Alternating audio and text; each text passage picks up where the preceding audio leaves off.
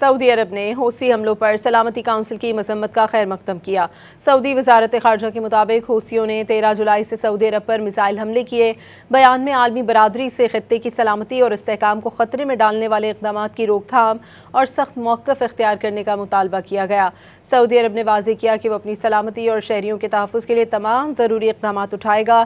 یمن کی قانونی حکومت کی غیر متزلزل حمایت کا بھی اعادہ کیا گیا ہے۔ سعودی عرب نے حوثی حملوں پر سلامتی کونسل کی مذمت کا خیر مقدم کیا۔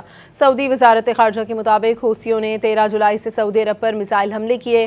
بیان میں عالمی برادری سے خطے کی سلامتی اور استحکام کو خطرے میں ڈالنے والے اقدامات کی روک تھام اور سخت موقف اختیار کرنے کا مطالبہ کیا گیا۔